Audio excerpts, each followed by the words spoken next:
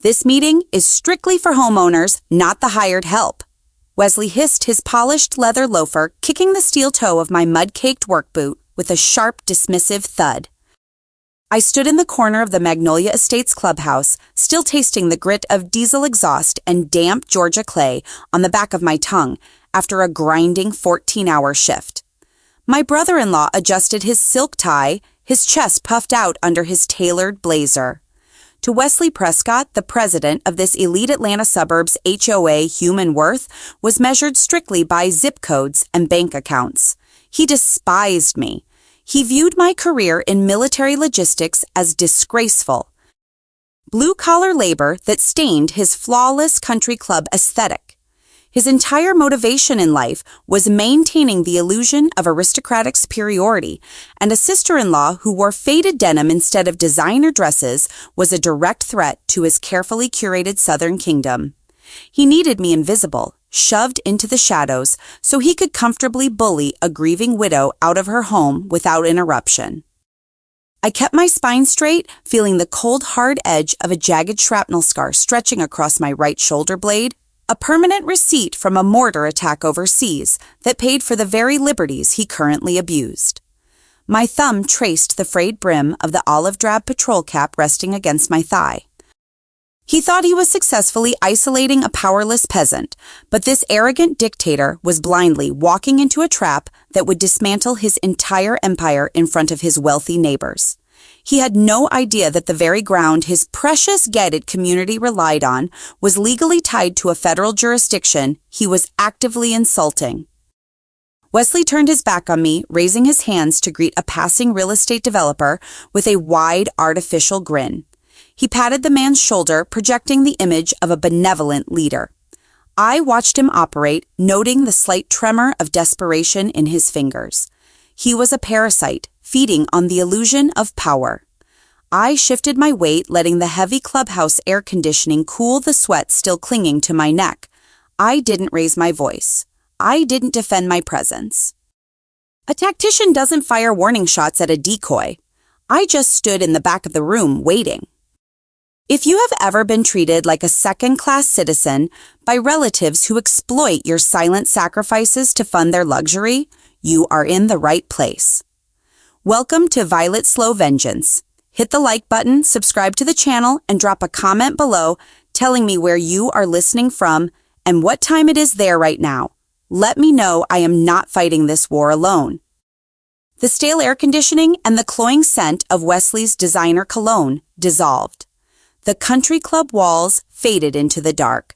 My lungs filled with a different atmosphere entirely. The sharp metallic tang of weapon oil. The suffocating stench of burning diesel fuel and damp Georgia clay. I closed my eyes, and the marble floors of the Magnolia Estates clubhouse gave way to the rotting wooden planks of a front porch in Savannah. The humidity hung thick in the evening air, wrapping around the Spanish moss draped over the ancient oak trees in our front yard. The rhythmic chirp of cicadas echoed in the dense heat. Master Sergeant Isaiah Jackson sat in a rusted iron lawn chair. My father. The metal frame groaned under his weight as he leaned forward. His hands were broad, thick with calluses and mapped with pale, jagged scars earned in the blowing sands of Desert Storm. He held a stiff bristle brush, methodically working black polish deep into the leather of his scuffed combat boots. The sharp chemical odor of the wax mixed with the smell of brewing sweet tea drifting through the open screen door. He never once mentioned the throbbing pain in his ruined knees. He never complained about the relentless coastal heat pressing down on his chest. He just kept his head down and did the work. Resting on the wooden porch railing right next to his elbow was his patrol cap. The olive-drab fabric was deeply faded, bleached by years of relentless sun and sweat. The edges of the brim were frayed soft to the touch. He paused his brushing. He looked up, the deep lines around his dark eyes tightening. He pointed a wax-stained finger toward me. "Arya," he said, his voice a low rumbling gravel that vibrated over the hum of the evening insects. "The brass on your collar means nothing if your soldiers are starving. You take care of your people first." I did not inherit a sprawling estate from that man. I did not receive a trust fund built on stock portfolios and corporate dividends. I inherited that frayed cap. I inherited his iron spine.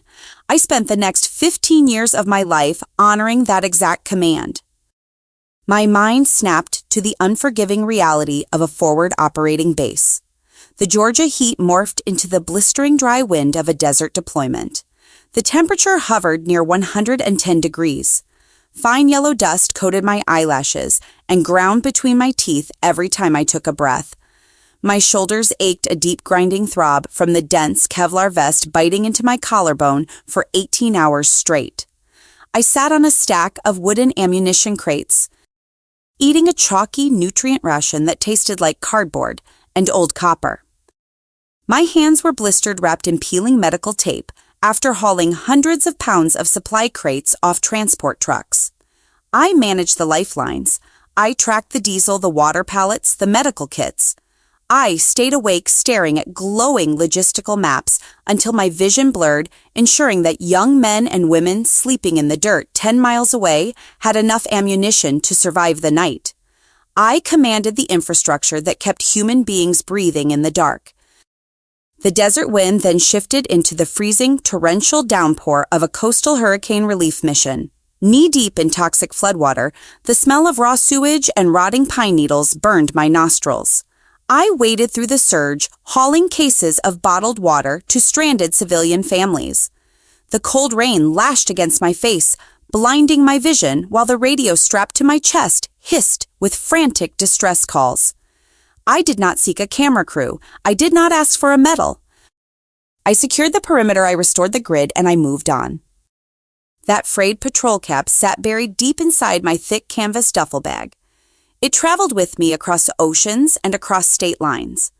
It was a tactical anchor grounding me in a modern society obsessed with cheap plastic status symbols and empty titles. My father taught me that true leadership was not a podium, it was a burden. You carry the weight so the people behind you can walk on solid ground. The vivid memory of my father's worn combat boots and the stinging rain evaporated. The vision was swallowed whole by the sterile, glaring blue light of my banking application, illuminating my face in a cramped, windowless military office. 3 weeks ago, the air in that cinder block room tasted stale, carrying the faint odor of burnt coffee and ozone from the humming server racks. I sat in a rigid metal folding chair, staring at the cracked glass of my smartphone. My thumb hovered over the screen. I pressed confirm. Transfer completed, $3,200 gone in a single electronic heartbeat. The digits vanished from my available balance, leaving behind a cold, hollow zero. That money was my accumulated hazard pay. It was my monthly housing allowance earned through missed sleep and physical exhaustion. It did not go into a savings account for my future. It bypassed my own life entirely and wired straight into an escrow account registered under Bianca Jackson Prescott, my younger sister, Wesley's wife. To the wealthy country club elite of Atlanta, Wesley was a visionary. He paraded around the manicured sidewalks in custom-tailored suits, selling the narrative of a self-made real estate genius. He boasted about providing a lavish, flawless lifestyle for his beautiful Southern family. The reality was a rotting, hollow financial lie kept alive by an invisible intravenous drip from my military paycheck. I paid the steep mortgage on their sprawling 5-bedroom estate. I covered the crippling medical debt from our late mother's endless dialysis treatments because Wesley deemed those bills an inconvenient burden on his investment capital. I bled my own accounts dry month after month, year after year. I did it so Bianca could maintain her pristine image. I funded her reality. I paid for the life she projected to her neighbors. I swallowed my own pride and lived in sparse, functional base housing so she could walk through her marble foyer without the fear of foreclosure hanging over her head. I opened a social media application on my phone. The screen loaded a video posted by my sister just hours prior. The harsh volume of the clip echoed in the quiet base office.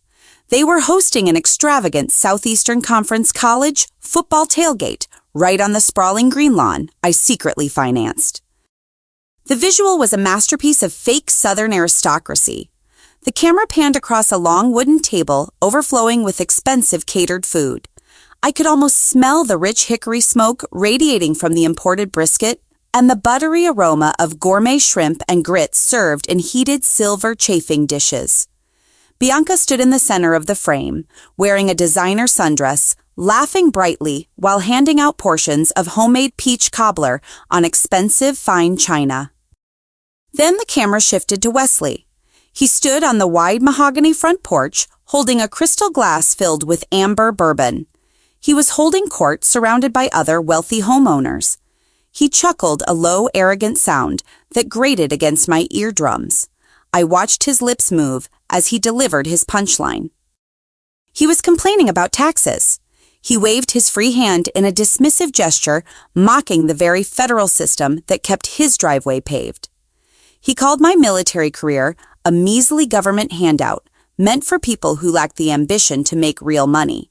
He stood on a wooden porch, secured by my combat pay drinking liquor bought with my hazard bonuses, and publicly degraded the uniform that made it all possible. He built his kingdom on my spine and convinced himself he was the king. I sat alone in the dim office. The cooling fan of my laptop hummed a steady, monotonous drone. I did not throw the phone. I did not type an angry comment demanding recognition. I reached up and rubbed my tired eyes, feeling the gritty residue of a 12-hour shift clinging to my lashes. I locked my jaw. The muscles in my neck tightened into thick, rigid cords. My teeth ground together until a dull ache radiated up to my temples. I stared at the zero balance on my banking screen. They were parasites feeding on a host they openly despised. They devoured the fruit with greedy hands, but they cursed the tree that grew it. They needed me to remain a faceless, nameless laborer. They needed me to be the uneducated blue-collar sister because acknowledging my actual rank, acknowledging my authority as a garrison commander, would instantly shatter the fragile glass castle Wesley built around his ego. It would expose him as a fraud relying on the charity of a woman he deemed inferior. The digital clock on my desk flashed. My break was over. I locked the phone screen, turning the device black. I stood up the joints in my knees, popping sharply in the quiet room. I grabbed my utility belt and walked out the door, stepping back into the grueling demands of command. I swallowed the betrayal, burying it deep in my gut. Let them play their aristocratic games in the suburbs. I had real soldiers to protect. The harsh fluorescent lights of the Magnolia Estates clubhouse buzzed overhead, dragging my mind away from the digital banking ledger and slamming it back into the suffocating reality of the present room. The spacious hall smelled of expensive floral arrangements, roasted pecans, and catered hors d'oeuvres. 70 affluent residents occupied the velvet-lined chairs, their low murmurs blending with the soft clinking of ice inside crystal glasses. The room felt insulated. A sterile bubble protecting the elite from the dirt and grind of the real world. I stood rooted near the back double doors, blending into the shadows. My eyes bypassed the tailored suits and designer dresses, locking directly onto the front row. Della Monroe sat alone at the end of a long mahogany table. She was 62 years old. She wore a faded navy blue cardigan, her thin shoulders hunched forward, as if trying to shield herself from an incoming strike. Her frail hands shook visibly, her pale fingers gripping the edges of a worn manila folder so tight her knuckles lacked all color. Inside that folder was the entire recorded history of her husband. Faded photographs, medical discharge papers, and a folded burial flag she received mere weeks ago. The legacy of an infantryman who served his country was reduced to a few sheets of paper clutched in a shaking hand. Behind the central podium stood Wesley. He adjusted the knot of his imported silk tie, his posture radiating unearned authority. He looked down at the grieving widow. He did not offer a shred of genuine human empathy. He deployed a soft, patronizing tone. It was the calculated voice of a corporate liquidator pretending to care about the collateral damage. Mrs. Monroe, the community bylaws are clear. Wesley projected, ensuring his words reached the back rows of the clubhouse. Magnolia Estates requires all residents to maintain a strict minimum income threshold to preserve the neighborhood property values. We all signed the same covenant. He paused, letting the silence press down on the fragile woman. He reached down and straightened a stack of glossy real estate brochures on the podium. Your late husband's military pension does not meet that financial requirement anymore. Wesley continued, his voice dropping into a chilling, business-like cadence. The board cannot make exceptions for individual tragedies. You have 30 days to vacate the premises. A collective murmur of agreement rippled through the affluent crowd. Della flinched. The physical impact of his words struck her like a blunt instrument. Her shoulders caved inward.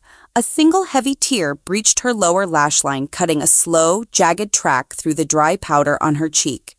She opened her mouth to speak. She wanted to beg for a few more weeks to pack 30 years of shared memories. But her voice failed. She looked down at the manila folder. Her husband's pension was now deemed insufficient to cover neighborhood landscaping dues. Wesley tapped a silver pen against the wood. He was already looking past her.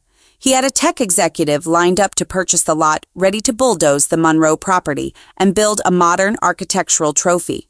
Della was just a disposable obstacle in his portfolio. Sitting directly to Wesley's right was my sister. Bianca held a tall glass of iced sweet tea. The condensation dripped onto her manicured fingers. She took a slow, elegant sip, her eyes scanning the room to ensure the other wives were watching her composed demeanor. She did not look at the crying widow. Bianca simply gave a supportive, poised nod toward her husband. She publicly validated his cruelty, acting as the perfect accessory to his power trip. My work boots felt cemented to the polished hardwood floor. The air thinned out, refusing to fill my lungs. A sickening metallic taste flooded the back of my throat. The bottom dropped out of my stomach, leaving a cold, hollow void. The betrayal unfolding in front of me was a multi-layered poison. The woman sipping sweet tea, nodding along to the eviction of a military family, was doing so from a seat of power that I secretly financed.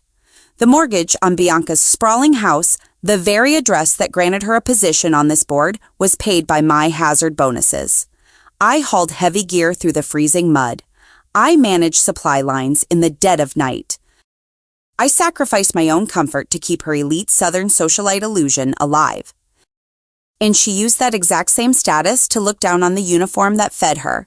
She sat in a chair bought with military money and co-signed the destruction of a woman whose husband bled the same color I did.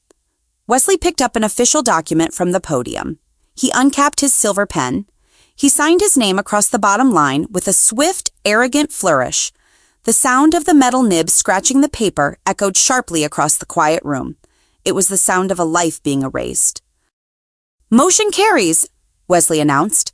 He slid the eviction notice across the table toward Della.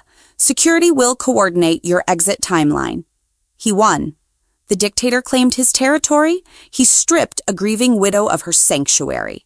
He reduced a veteran's lifelong sacrifice to a meaningless financial deficit on a spreadsheet.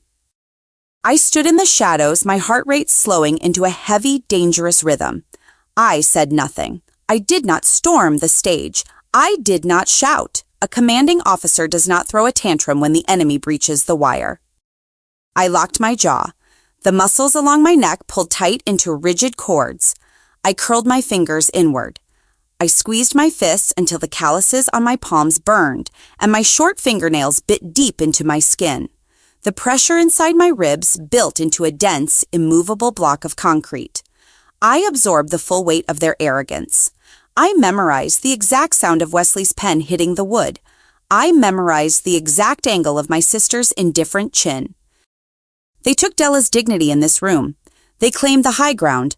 I let them hold the trophy. The drop to the bottom was complete. I pushed off the back wall of the Magnolia Estates clubhouse. The thick rubber sole of my left boot struck the polished oak floorboards. A deep, deliberate thud. Then the right boot. Thud. The rhythmic, unyielding sound of a military march cut straight through the low murmurs of the country club. The soft clinking of ice inside crystal glasses ceased. The casual discussions about stock portfolios and golf handicaps evaporated into the chilled air. Dozens of heads snapped toward the center aisle, their eyes tracking the intruder. I did not look at the tech executives adjusting their tailored jackets, nor the local politicians shifting uncomfortably in their velvet-lined chairs. I kept my eyes locked dead center on the wooden podium. I analyzed the room like a combat zone, calculating the exits, noting the exact distance to the front table, and reading the micro-expressions of the enemy holding the microphone. I stopped exactly 5 feet from the mahogany table, planting my feet squarely. Mrs. Monroe has a federal grace period, I stated. I kept my vocal register flat, stripping away any trace of anger, frustration, or hesitation. It was the mechanical drone of an officer delivering a battlefield briefing entirely devoid of negotiation. Under the Service Members Civil Relief Act, you cannot legally evict a military widow without a signed federal court order.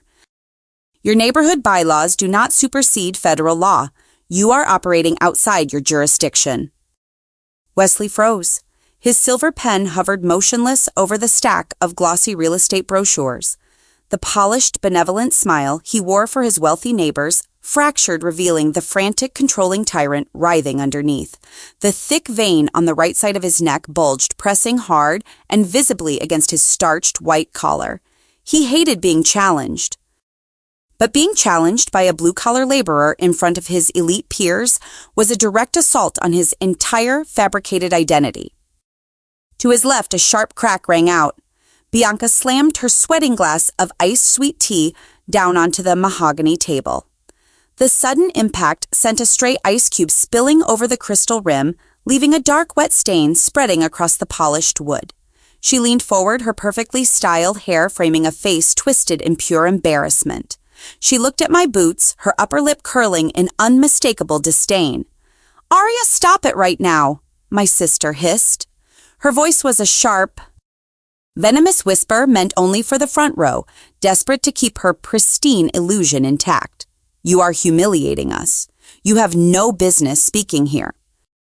I ignored her completely. I held my ground, keeping my posture rigid. Wesley shoved the eviction papers aside. He stepped out from behind the safety of his wooden podium, aggressively crossing the short distance between us. He stopped, mere inches from my face, attempting to use his physical frame to intimidate me into backing down. The stifling odor of his stale peppermint breath mixed with the overwhelming cloying scent of his designer cologne, creating a nauseating cloud. He tilted his head down his eyes, sweeping over my faded denim, lingering deliberately on the dark grease stains smeared across the front of my gray shirt. He let out a slow, patronizing exhale through his nose. He reached up with his right hand and used 2 fingers to brush an imaginary speck of dust off his own pristine lapel. It was a calculated theatrical gesture meant to highlight the filth on my clothes, sending a clear message that I was a contaminant in his sterile environment. "This is a private legal matter," Wesley sneered. He dropped his tone into a condescending growl, speaking to me as if explaining basic arithmetic to a slow toddler. He leaned in closer, ensuring the venom hit its mark. "Your little army manuals do not apply in my neighborhood. Go back to your barracks and mop a floor." I did not flinch. I did not step back to give him breathing room.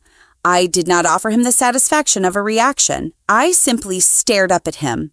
I locked my eyes onto his pupils with the cold, dead calculation of a commander evaluating a hostile threat on a perimeter line. I cataloged his rapid blinking, the slight tremor in his jaw, the sheer panic of a man desperate to maintain his fragile authority.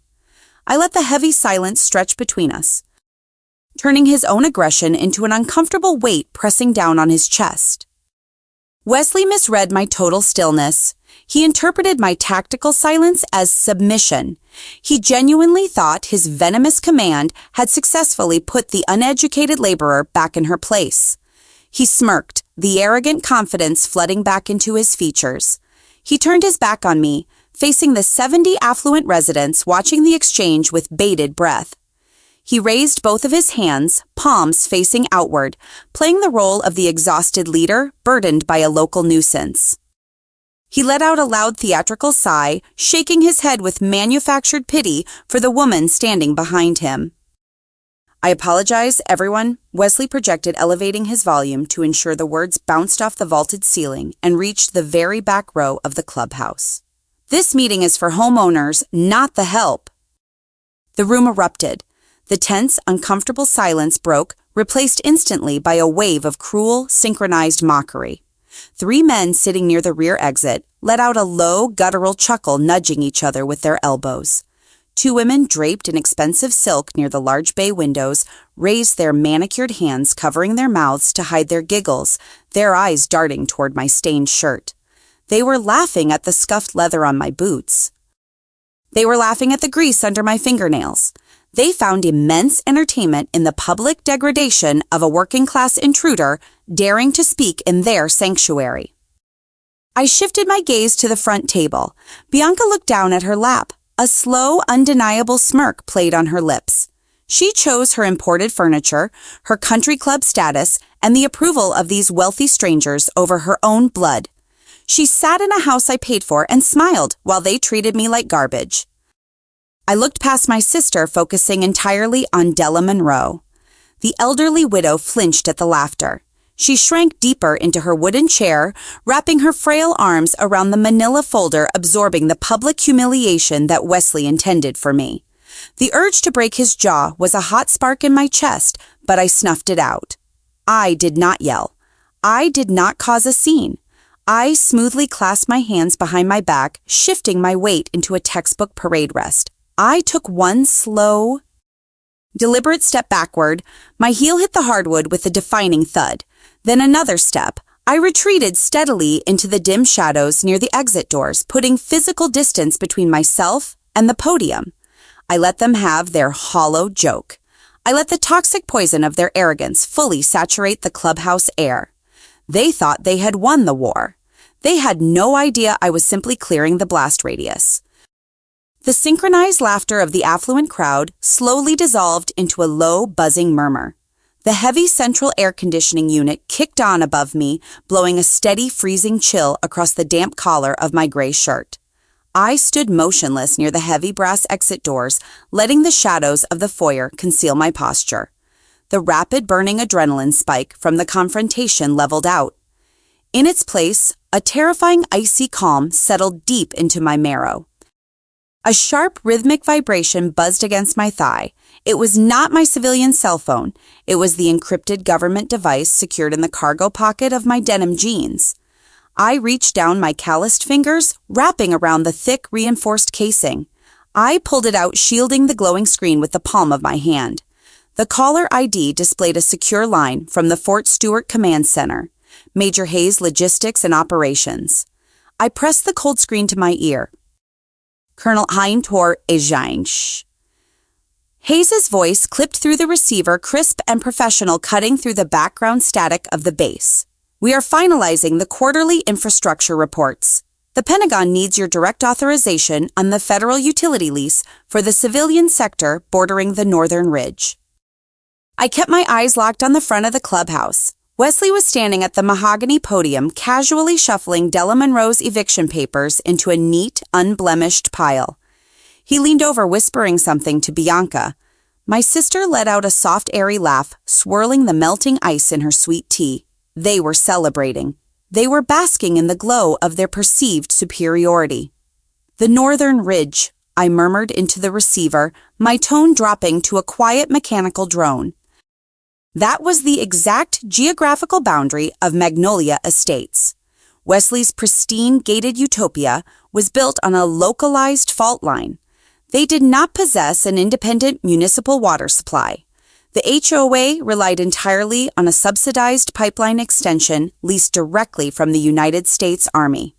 Wesley Prescott, the man who just publicly degraded my uniform, was currently flushing his imported marble toilets using water that required my signature to flow. "Put a hard freeze on the civilian grid extension, Major," I commanded, staring at the back of Wesley's tailored suit. "Suspend all utility access to the Magnolia sector immediately. Flag the HOA's contract for a full Judge Advocate General review regarding direct violations of the Service Member Civil Relief Act." "Understood, Colonel," Hayes replied without a single heartbeat of hesitation. He didn't ask questions. He didn't care about neighborhood politics. He was a soldier executing the directive of his garrison commander. "Initiating the freeze now. Do you require military police on site?"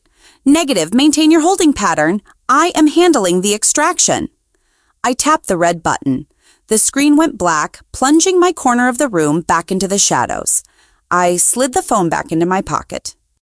I shifted my stance, dropping to one knee beside the heavy canvas duffel bag resting against the wall. The rough material smelled of dry, dust, and gun oil, a sharp contrast to the suffocating scent of roasted pecans and expensive floral arrangements saturating the clubhouse. I gripped the brass zipper of the main compartment. The metal teeth parted with a faint, dry hiss. I slipped my bare hand inside the dark interior.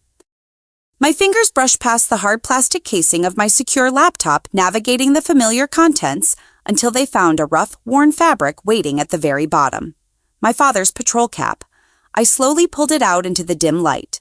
The olive drab material was faded, bleached by years of relentless Georgia sun, and soaked in the sweat of a man who actually understood the meaning of sacrifice.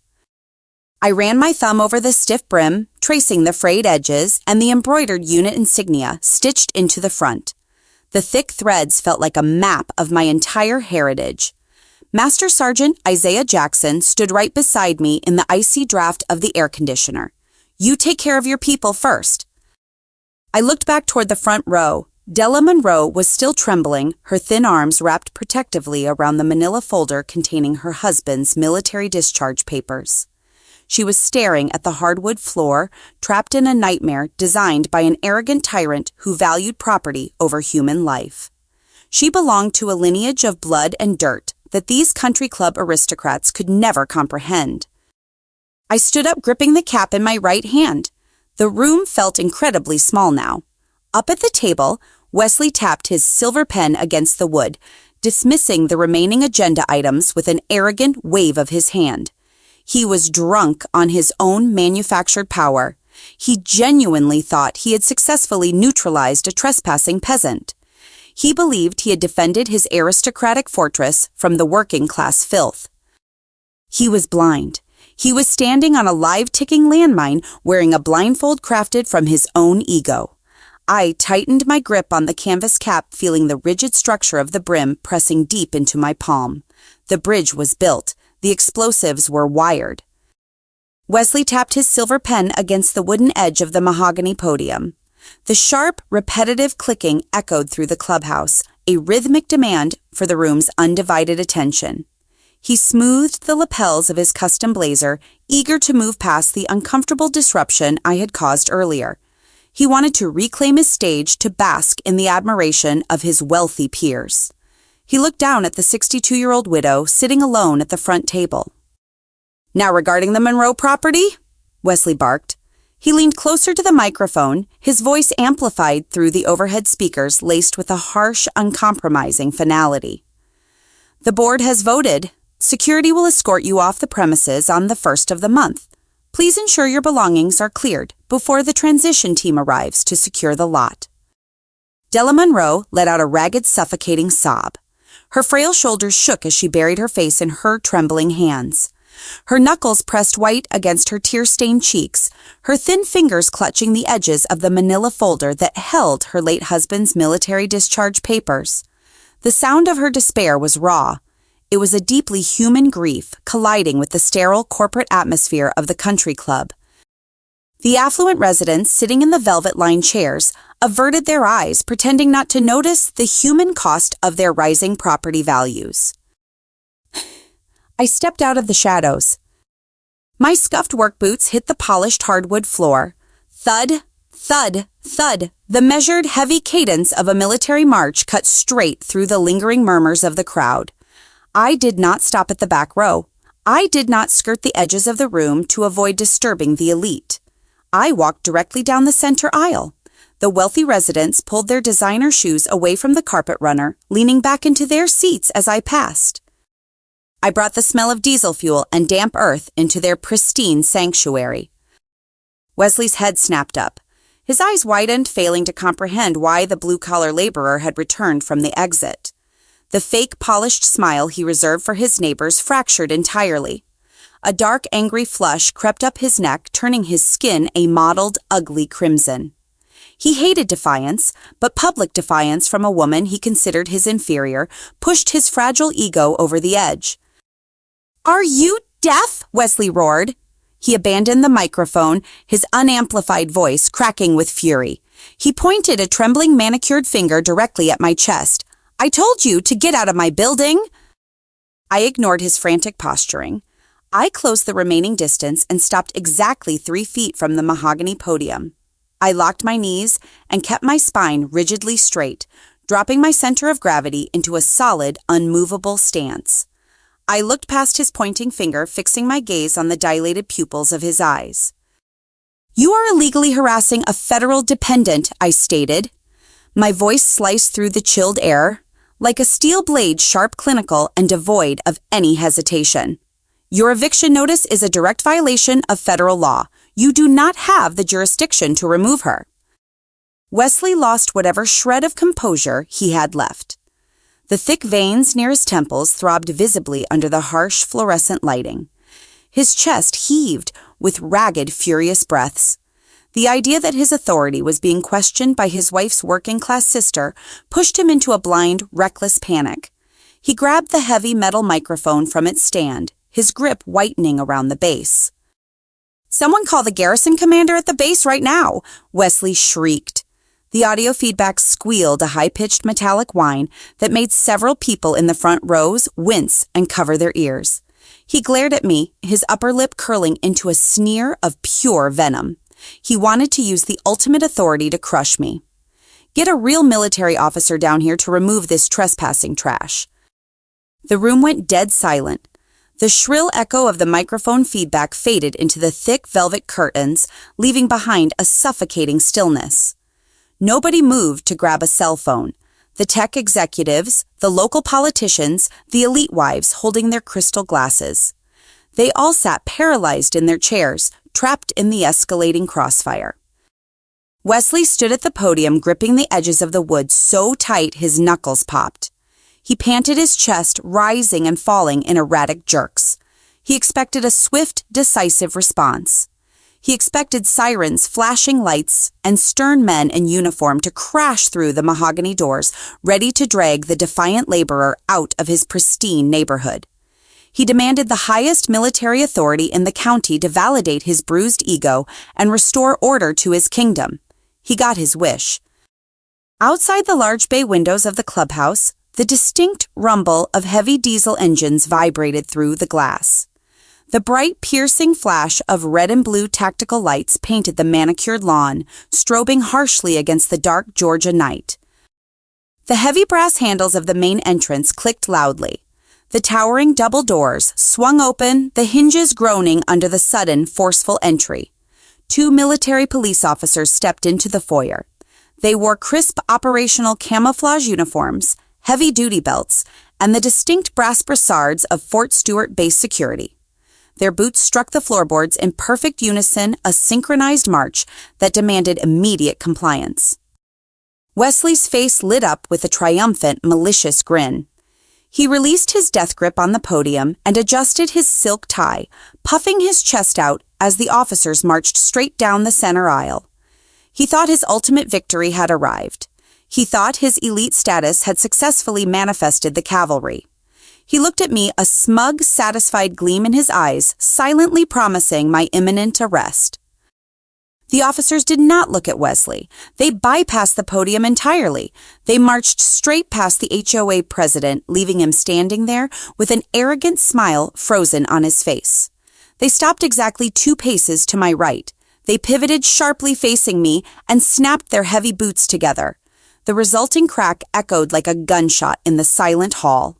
Both men raised their right hands to the brims of their covers, executing a flawless, razor-sharp salute. "Colonel Timia or Warren Kamgya, the lead officer reported, his voice booming across the room. He kept his eyes locked straight ahead, his posture rigid. "The utility freeze is active. Sector isolation is complete. We are standing by for your orders." Wesley's triumphant grin melted off his face. His jaw went slack, dropping open as his brain struggled to process the impossible visual unfolding in front of him. The real military officers he had just summoned to arrest a trespassing laborer were currently standing at attention saluting that exact same woman. I raised my right hand, executing a crisp, precise return salute. "Stand down, Sergeant. Secure the perimeter." "Yes, ma'am." The officers dropped their hands and folded their arms behind their backs, shifting seamlessly into a rigid parade rest. They became a living wall of federal authority, standing guard right inside the country club. I turned my attention back to the podium. I reached into the deep cargo pocket of my denim jeans. I pulled out my father's faded olive drab patrol cap. I held the worn fabric in my right hand, feeling the frayed threads of the unit insignia pressing against my thumb. The physical weight of my father's legacy rested in my palm. I moved my arm in a slow, deliberate arc, bringing the cap over the polished oak table. I set it down flat, placing it right next to Wesley's stack of glossy real estate brochures and his freshly signed eviction papers. The heavy canvas made a dull, finalizing thud against the wood. I looked Wesley dead in the eye. I stripped away the quiet, accommodating sister he had exploited for years. I let the full weight of my rank settle into my posture. "No need," I said, pitching my voice low and heavy as iron. "She is here." The blood drained rapidly from Wesley's face, leaving his skin the color of wet ash. His eyes darted frantically from the grease stains on my gray shirt down to the embroidered cap resting on his paperwork and back up to my steady, unblinking gaze. The microscopic twitch in his left cheek betrayed his sudden, catastrophic realization. The invisible blue-collar sister he had mocked for years, the woman whose paycheck he drained to fund his lavish tailgate parties, did not just work for the Army, she commanded it. The entire room stopped breathing. The air pressure in the clubhouse plummeted, replaced by the crushing gravity of the revelation. The wealthy residents stared at the silver eagle insignia pinned to the officers' collars, finally connecting the dots. To Wesley's right, Bianca sat frozen in her wooden chair. Her mouth hung slightly open, her perfectly manicured fingers trembling. The slick condensation on her iced tea glass proved too much for her failing grip. The heavy crystal slipped from her hand. It hit the hardwood floor, shattering into a dozen jagged pieces. Sweet tea and crushed ice splashed across the polished oak, staining the hem of her expensive designer dress. She did not jump. She did not even flinch at the mess. She just stared at the patrol cap sitting on the table, the color vanishing from her cheeks. "I am Colonel Aurea Jackson, garrison commander of the very federal land that surrounded, subsidized, and supplied this elite gated community. Wesley Prescott had just summoned his own executioner." The blood leached out of Wesley's face, leaving his skin the pallid color of wet cement. He took a stumbling, uncoordinated step backward, his hip bumping hard into the edge of the mahogany podium. The impact rattled the wood, but he did not seem to register the pain. His eyes were wide, fixed in a terrified stare at the olive drab patrol cap resting on his paperwork, and then shifting to the two military police officers standing at rigid parade rest to my right. You fix engines," Wesley stammered. His voice was a pathetic, high-pitched scrape stripped of all its prior baritone authority. "You are just a mechanic." "I direct the infrastructure," I corrected, keeping my vocal register flat heavy and unyielding as solid granite. "All of it, including the federal land lease that Magnolia Estates utilizes for its primary access avenue and municipal water pipeline." Wesley stopped breathing. His chest froze mid-heave. Behind him, the affluent crowd underwent a visceral transformation. The tech executives and corporate lawyers sitting in the front rows suddenly sat up straight. The smug entertainment vanished from their features, replaced by the sharp electric current of genuine financial panic. They understood the implications of a federal utility freeze. They realized their pristine, multi-million-dollar gated utopia was built on a localized fault line, entirely dependent on a subsidized contract governed by the very woman their HOA president had just ridiculed. A corporate attorney near the center aisle dropped his silver pen. It hit the floorboards with a distinct, hollow clatter. I ignored the shifting audience. I reached across the oak table and picked up Della Monroe's manila folder. I slid the glossy eviction notice out from under Wesley's pristine stack of real estate brochures. The ink from his signature was barely dry. "You targeted a federal dependent on my watch," I declared. I gripped the top edge of the eviction notice with both hands. I pulled my fists apart in one swift, sharp motion. The thick cardstock ripped. The harsh, dry shriek of tearing paper sliced through the quiet room. I dropped the two severed halves onto the floor, letting them flutter down to rest against the toes of Wesley's polished leather loafers. "As of this second," I stated, locking my gaze onto his dilated pupils, "I am officially suspending your subdivision's access to the federal water grid pending a comprehensive Department of Defense audit into this board's illegal practices."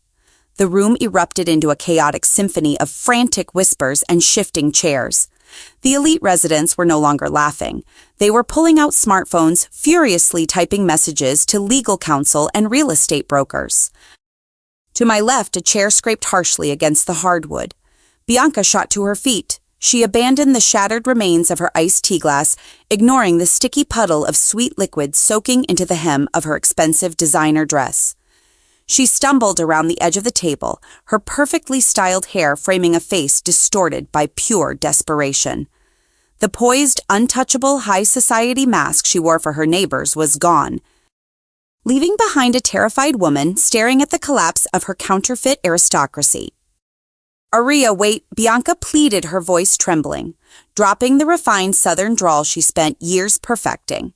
She reached a shaking hand toward my forearm, but stopped an inch away, too afraid to actually touch the fabric of my shirt. "The property values. Wesley's investment capital is tied into the HOA reserve funds. We will lose the estate. We will lose everything." I looked at my sister. I studied the manicured nails, the diamond rings, and the terrified twitch in her brow. She was begging for the invisible lifeline she had relied on for years. She expected the dutiful blue-collar sibling to absorb the damage and quietly fund her rescue. "The escrow transfers stopped yesterday, Bianca," I said. My tone carried no malice, only the cold mechanical reality of a closed ledger. "The bank account is sealed. You are going to have to pay your own mortgage." Bianca's breath hitched.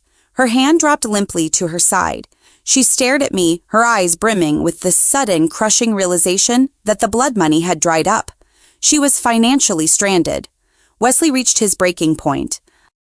The public humiliation, the terrified murmurs of his wealthy peers, and the realization that his own wife's sister had just orchestrated his total financial and social ruin pushed his fragile ego into a blind, reckless overdrive. He could not accept defeat. He could not process the fact that the laborer he despised held the power to dismantle his kingdom. He needed to reclaim control. He needed to drag me back down to his level. "You arrogant piece of trash!" Wesley roared, spit flying from his lips. He lunged. He abandoned the podium, throwing his entire body weight forward. His manicured hands reached out, aiming directly for the collar of my shirt, desperate to physically shake me, to tear me down in front of his audience. It was a sloppy, emotional strike, driven by pure, narcissistic rage. I did not step back. I did not raise my voice. A tactician does not meet chaos with chaos. As his hands crossed into my perimeter, I planted my left boot firmly against the hardwood. I pivoted my hips, shifting my torso just a fraction of an inch off the center line. Wesley's forward momentum carried him past my shoulder, unbalancing his footing. My right hand snapped up like a coiled spring. I secured his extended wrist, my thumb pressing deep into the sensitive radial nerve.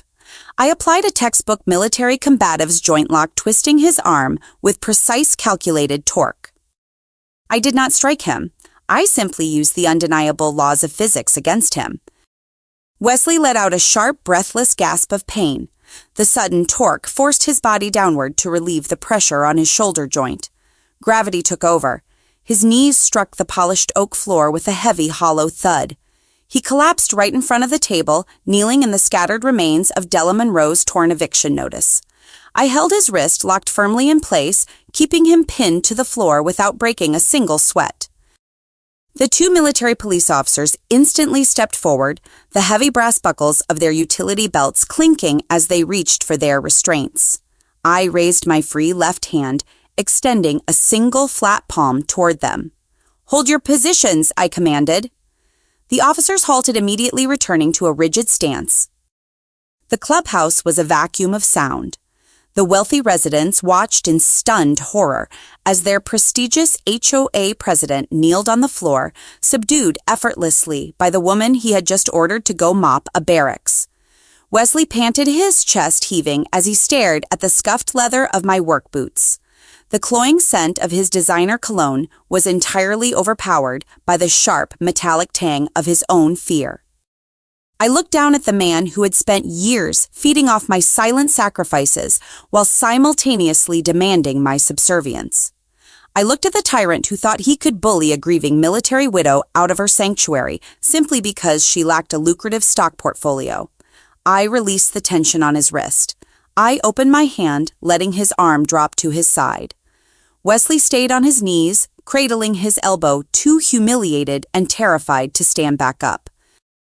"Your access to my life," I declared, my voice echoing off the vaulted ceiling with the finality of a gavel striking wood, "is permanently revoked." "You already did," I told my sister, my voice a steady low hum that carried easily over the scattered, hushed murmurs of the frozen room. "The monthly wire transfers stopped processing 48 hours ago. The escrow account is closed. You will have to pay your own mortgage." Bianca's breath hitched a sharp, ragged inhale. She collapsed back into her wooden chair, her shoulders folded inward, burying her face in her trembling, manicured hands. The sweet tea from her shattered glass soaked into the hem of her designer dress, staining the expensive fabric brown, but she didn't even try to brush it away. The facade of the untouchable Atlanta socialite dissolved, leaving behind a terrified woman staring at a ledger she could no longer balance. Wesley remained on his knees in the center of the hardwood floor. He was a statue of defeat, the tyrant who ruled this subdivision through intimidation and fake prestige was paralyzed. His kingdom, built entirely on my silent labor, crumbled into dust in under 2 minutes. I didn't yell. I didn't demand an apology from either of them. Apologies are a meaningless currency from people who only regret getting caught. I simply turned my back. I left him kneeling in the torn shreds of the eviction notice. I walked over to the front table. Della Monroe was staring up at me, her tear-streaked face pale, her hands still clutching the manila folder holding her husband's discharge papers. The fear in her eyes was fading, replaced by a cautious, fragile relief. I reached out gently, placing my bare hand on her shaking shoulder. The tight, defensive knots in her muscles began to unwind under my touch. "Come on, Mrs. Monroe," I said softly, offering a warm, grounding nod. "Let's get you home." I guided the elderly widow away from the table. We walked together down the center aisle of the clubhouse. The crowd of wealthy elites, the tech executives, the lawyers, the wives who had giggled behind their hands just moments prior, they all parted for us instantly. They took shuffling, hurried steps backward, clearing a wide path, lowering their eyes to the floorboards. Nobody dared to meet my gaze. The two military police officers held the perimeter, their presence a silent, undeniable testament to the shift in power. We pushed through the heavy brass double doors, stepping out of the sterile, air-conditioned artificiality of the country club and into the warm, humid Georgia night. The thick, earthy scent of Spanish moss and sweet pine instantly filled my lungs. The rhythmic, pulsing chorus of cicadas welcomed us back to reality. The air outside felt breathable, rich, and honest. I left the parasites inside their burning castle, locking the doors on a chapter of my life I would never reopen. The fallout was not an instantaneous theatrical explosion. Real justice operates through a slow, methodical dismantling. 3 weeks passed. The Department of Defense audit into the Magnolia Estates Homeowners Association was swift and merciless. Federal investigators crawled through Wesley's pristine ledgers, uncovering years of mismanaged funds and illegal financial penalties levied against vulnerable residents. Driving my truck down the main avenue of the subdivision one Tuesday afternoon, the visual evidence of his ruin was glaring. I pulled over to the curb, idling the engine. Parked in the driveway of the sprawling 5-bedroom estate I used to finance was a heavy industrial flatbed tow truck. The hydraulic winch whined a high-pitched mechanical grinding, pulling Wesley's leased luxury SUV up the steel ramp. Repossession. A bright red and white foreclosure sign was hammered deep into the manicured front lawn.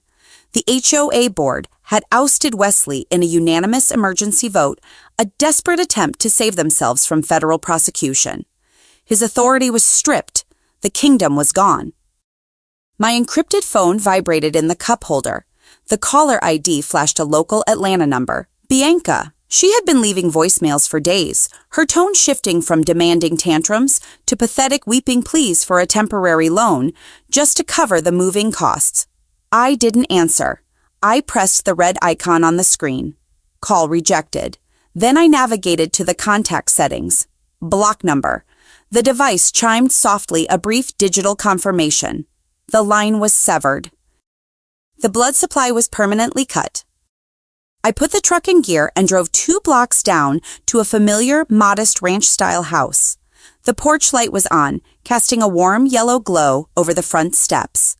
Della Monroe stood in the doorway, a genuine, unburdened smile lighting up her face. I walked up the driveway holding a sealed federal envelope. Inside was a permanent injunction secured by the Judge Advocate General's office. Della's property was legally shielded. The federal grace period was extended indefinitely under a special hardship clause protecting Gold Star families in that specific geographic sector. No HOA board would ever possess the jurisdiction to threaten her sanctuary again. The dignity Wesley tried to steal from her at the bottom of that clubhouse floor was fully restored. I handed her the envelope. She took it, wrapping her frail arms around my neck in a fierce, tearful embrace. Later that evening, I sat on the wooden steps of my own base housing. The Georgia heat lingered wrapping around the quiet neighborhood. I held my father's faded patrol cap in my lap.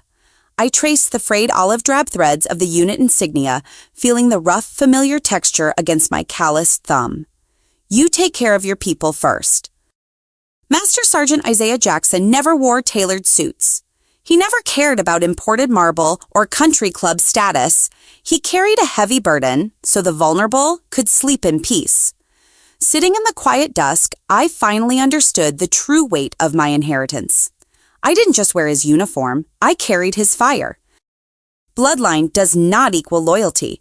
A shared last name is merely a biological accident, a convenient excuse toxic people use to chain you to their sinking ships. Real family is forged in the dirt. Real family consists of the people who stand shoulder to shoulder with you, protecting the vulnerable and respecting the scars you earned in the dark. I looked out at the quiet street, taking a deep, unobstructed breath of the night air. The invisible chains of guilt and obligation I carried for years were shattered, leaving behind an infinite quiet space. I am free. If you have ever had to sever ties with toxic relatives to protect your own peace, or if you have stood up to a bully who mistook your silence for weakness, you belong here. Drop a comment below saying I am free. Hit the like button, subscribe to Violet Slow Vengeance, and remember, never let anyone disrespect your boots.